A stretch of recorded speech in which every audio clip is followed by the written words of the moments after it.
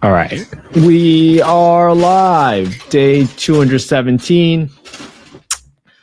Let's look at this deal. 6507 Pathfinder Way in Raleigh, North Carolina. Purchase price of $425.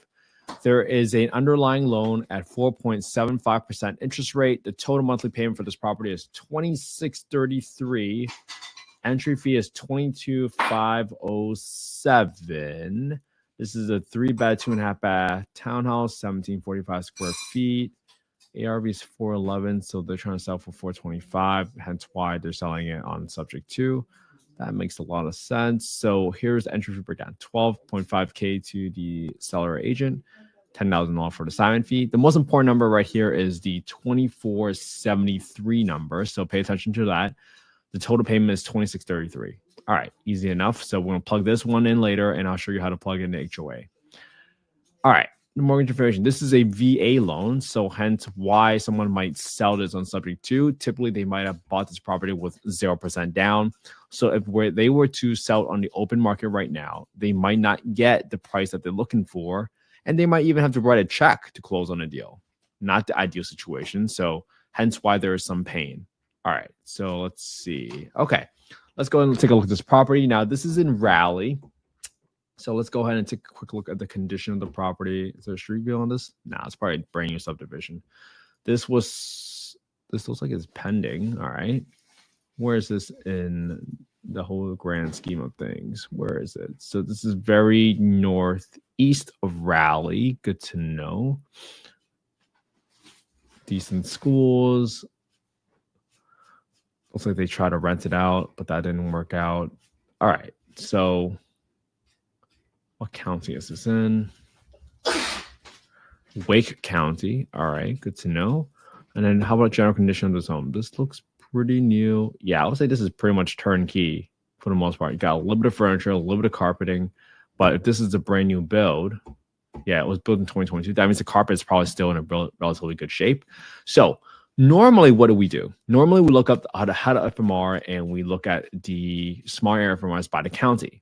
Now, for this area, because we've already analyzed deals in Raleigh, I already know that if you look up the Raleigh Housing Authority, and I'll put this website up here, rhaonline.com/section-8-landlords, you're going to see all these resources for housing choice voucher landlords, which also was formerly known as Section 8 for housing choice vouchers.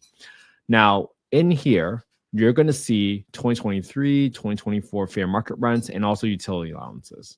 Now, why is this important? All right, let me go ahead and pull this up for you for 2024. Now, when you pull up the 2024 fair market rents, you're going to see this page come up. Now, this shows you for the Raleigh area, Raleigh-Wake County area, you're going to see that all of these bedroom sizes and what the fair market rent is and what the contract rent is.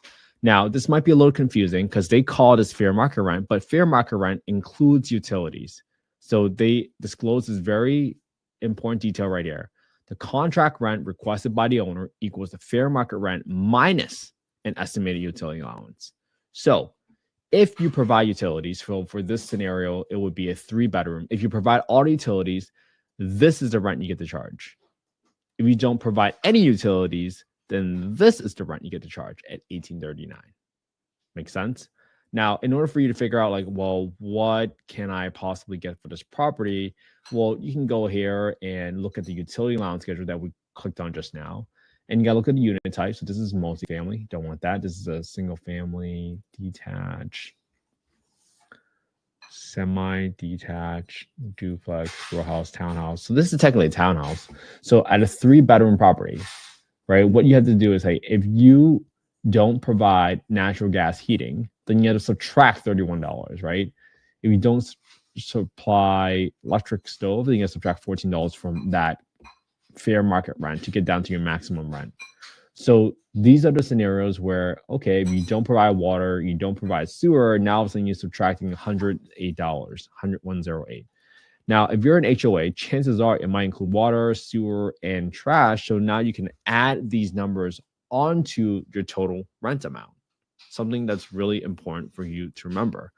Now, that's why if you remember some of our details here, I believe that you guys can check out my podcast with Mike Caggiano. He invests in Maine and also in the Raleigh, Durham, Greensboro area. And he always talks about his strategy using condos because the HOA fee sometimes also reduces your insurance, but at the same time, it also covers some utility allowances. So Mike has been on our podcast for about 2 times now. So something that you want to really try to figure out and see whether or not that's within your strategy. So some people might think HOA is a terrible idea, but if your HOA covers, right, if it's $160 and let's say it covers water, covers sewer and trash, now all of a sudden it's 108, $130. Even if it just covers water, sewer, and trash, it's almost $130. I don't know what it covers in this scenario. That's something that you got to figure out. But if it does cover that, all of a sudden, what are you really losing, right? This HOA fee, even though it's $160, you are now getting back $130 of that HOA fee in terms of utilities, right? Something for you to consider. Not saying that this is going to make it that a deal or no deal, but you have to understand how your strategy differs depending on the asset types that you are looking for. And in this scenario, that's specifically around HOAs, townhomes, whatever might be covered by your HOA. So HOAs aren't necessarily a bad thing, especially if your insurance are a little bit lower because you're in part of HOA, right? Because sometimes your roof expenses might be covered, especially if this is an attached townhome, which looks like it is. Your roof expense might be covered by the overall HOA. I don't know, but that's something that you really have to figure out and find out whether or not it's a good fit for your strategy. All right. So takeaway here is boom. We're going to use this 1839 contract rent, assuming we don't cover any utilities, just for this analysis, right? If you think this might be a deal at 2239, then you might request the CCNRs that are applicable to your HOA and see what utilities are covered and what is the HOA actually covering in terms of common area maintenance. All right. Now, the rent reasonableness test still applies. So I'm still going to go to affordablehousing.com. I'm going to look up the market rent estimator. I'm going to plug in the address. I'm going to plug in the bedroom count. I'm going to click get estimate. And the most important number right here is this number on the bottom right where it says for 24 units that are 3 bedroom within a 0.45 mile radius, the average rent is $19.22. Okay, let me write this one down. $19.22, $19.41, $18.96, and then for the zip is $18.88. Okay, now I'm going to do Raleigh contract rent 3-bed. I'm going to do Raleigh contract rent 4-bed because this scenario, I'm not getting the FMR from HUD because I have better information, which usually means that the city or the county has their published payment standards, which is what we saw from the Raleigh Housing Authority. I'm going to use this number because it's a greater level of accuracy. And you can see that it went up 110% over last year's rent, something like that, right? So this is the level of granular you want to go into if you are familiar with that market and if you really believe that this is the area that you want to pursue, right? For some of the other more rural areas, like we looked at just a property in Wichita, Kansas. I had no idea where Wichita, Kansas is, so that's why I use HUD FMR. But if it's a big area, very popular area, nonetheless, like Raleigh and Wake County, which is a very high growth area, I might look up Raleigh Housing Authority and see when I found something, and I did. So I'll put this on our Facebook group in the affordable housing and real estate investing community, so you guys can just have a quick reference to this. But these are all the numbers that you want to care about. In a 3-bedroom at $18.39, that includes just a rent, and $25.12 for a 4-bedroom. And now the fair market rent, which includes utilities. I just like to write these down because this way I don't have to do it from scratch in case. $22.39 and then $29.82. $29.82. This is a good number right here. $29.82, especially if you have a 4-bedroom condo that covers utilities. Now all of a sudden you're making $3,000 in rent. That is probably how you can make a deal if you come across the right thing. All right. I'm not doing the 4-bedroom right now. All right. Let's go ahead and take a look at this property and plug in some numbers. So this property purchase price is $425,425. Let me move this over this way so you guys can see a little bit better. So we're going to plug in the loan details. You guys can see it. $22,507. So that's $12,507 to the seller. $10,000 for the assignment fee. I got 2% for the closing costs. And for renovations, I'm going to assume they just need to repaint the place. That's all I'm doing. It looks relatively turnkey, so I'm not going to do anything else. I'm assuming that roof is in great shape, so I'm not setting aside any money to replace the roof here. Maybe just some landscaping maintenance outside because there's HOA rules. I'll leave the $500 there. This property is $1,745, so $1,745. That's how much it costs to paint the entire place. And I think that's more than enough money to set aside for this property. I'll probably replace 2 of the toilets with high pressure flush toilets, decrease the amount of clogged toilet calls. So $79.62. That's roughly $8,000. That's probably more than enough for this property that's relatively turnkey. And I know that I have a renovations reserve set aside for that. Okay. Now for my rents, I'm going to take this contract rent, $1,839, that I got from this PDF right here of $1,839 as a 3-bedroom. Okay.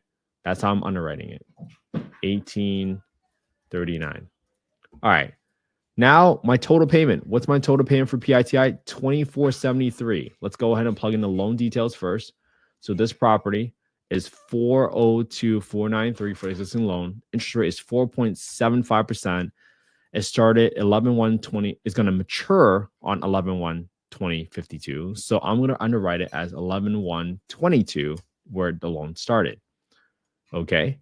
Now that I have these details, I'm going to back into the amount. So I'm going to go to the property tax number. I'm going to do equals $2,473, which I got from the PITI breakdown. And I'll subtract the principal, subtract the interest rate. And that gives me the escrow amount currently for property taxes and insurance. Okay. There's an HOA fee for $160. I'm going to plug that in here. But this helps me back into what it's currently being paid for property taxes and insurance. I'm always going to add extra $30 for insurance because typically a property that might have been bought on a VA was probably being occupied as a primary residence, which is a typical requirement of a VA loan. So I'm going to add extra $30 just for increased insurance expenses every single month because usually insurance premiums cost a little bit more for a rental property compared to a primary residence property where people are living there. So I got 10% for maintenance, HOA 160, property management of about 8%, 3% for vacancy because I'm assuming there's some other amenities. But at $1,839, this property right here is not a moneymaker because you would be losing $1,210 every single month, and that's probably because your PITI is so high. So 3-bedroom, this scenario is $1,839, and your cash flow per month is going to be negative $1,210. Okay, cash and cash return is negative 37%. That's assuming a $425,000 purchase price with a $8,000 rehab. Assuming your entry fee was about $25K with a mortgage underwriting interest rate of 4.75 for the sub-2 loan. Okay, so we're going through the scenarios. Now, since we're already here, I want to figure out well, what if I was able to turn this into a 4-bedroom and maybe this garage you can convert into a 4-bedroom, but I'm not sure if the HOA will let you park your car out on a street like that. So that's always very, very dependent on your HOA's arrangement. But I just want to talk out loud and say, hey, what if I found another 4-bedroom condo in the Raleigh area and it covers all my utilities, which allows me to, and I cover all the utilities, meaning the HOA covers all utilities, but I'm really covering out of the HOA fee. So that allows me to get to $2,982. Well, if I all of a sudden got $2,982 and everything else stayed the same, would that be a deal? In this scenario, it's still not a deal because you're still losing $307 a month. So even in my best case scenario, based on what information I know about Raleigh, this would not be a deal, even though I turned this into a 4-bedroom. And I haven't even updated the renovations amount to increase the amount for a garage conversion, which might be 10, 15, 20 grand, just based on how the garage was built, whether or not there was any HVAC ductwork that's nearby that you can kind of tap into that room, whether or not there's another easy egress from that garage so that you always have 2 points of egress on that property. So there's a lot of unknowns, but I had to figure out whether or not you even cash flow. And in this scenario, you do not cash flow, even if you turn this into a 4-bedroom based on the fair market rent, which in this scenario, right, which is very important for you to understand the definitions by your housing authority. They call fair market rent as inclusive of utilities. So, that might be a really, really great rent. That's unfortunately does not apply to this deal because it does not make it a deal. All right. So if I were to recap, if I had to analyze this deal all over again, if I saw that the PITI was 2473, just looking at this deal, and I Googled Raleigh Housing Authority payment standards, and I came to this page, found the 2024, opened this PDF, and I saw that the 3-bedroom was 2239, even with utilities, I would have ruled out the deal right then and there. So in 30 seconds, I would have stopped analyzing this deal. But why did I go into such in-depth detail today? Is because we want to walk through the process, even in a market that I don't personally invest in right now, but I'm looking at it. But this gives me a good idea of like, hey, what do I need to do to make it work?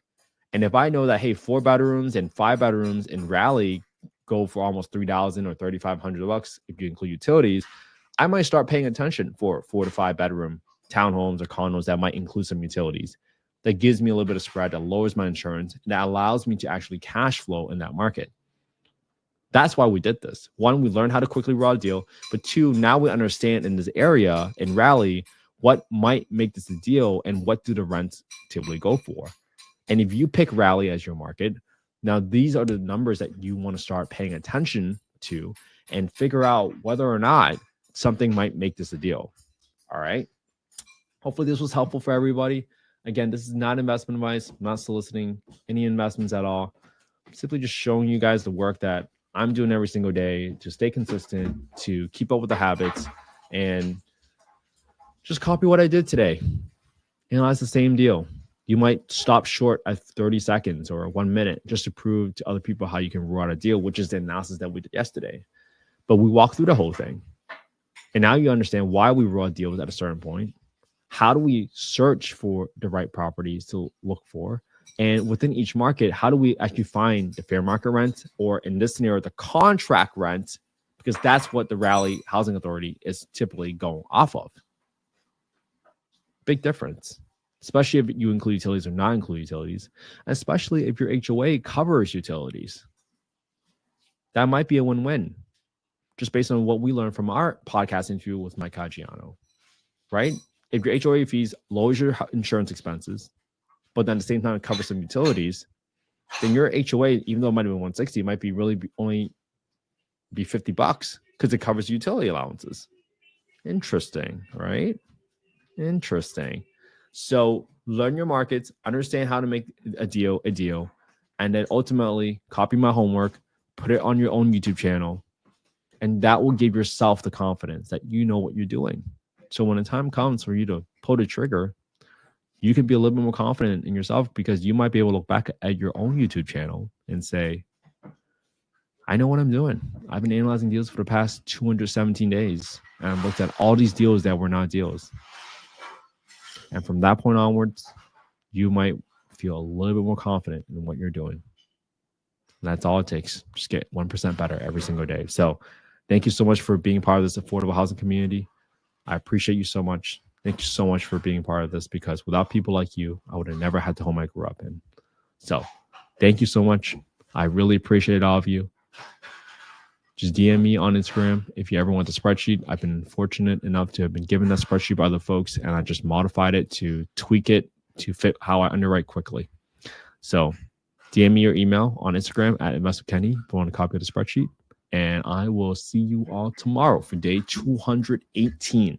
Have an amazing day, everybody. I hope you guys all have an amazing Saturday, amazing weekend with your family and friends, because that's what life is all about.